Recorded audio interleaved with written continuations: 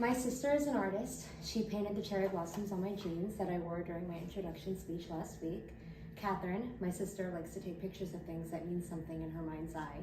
She'll take those photos and she will either use them as inspiration for her art or she will just, draw the photo she has taken a picture of. Some months ago, she took a photo of me watching the sunset in Holgate, and she told me that she was going to draw it. She did, and then she wanted to sell it in some little art fair she was in. And I said to her, Catherine, maybe not this one, it's too personal to me.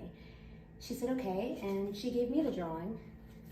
And I'm really thankful for it because it's helping me to remember. I'm really afraid of forgetting things, so when I lost my friend in April, I looked for signs of him in everything.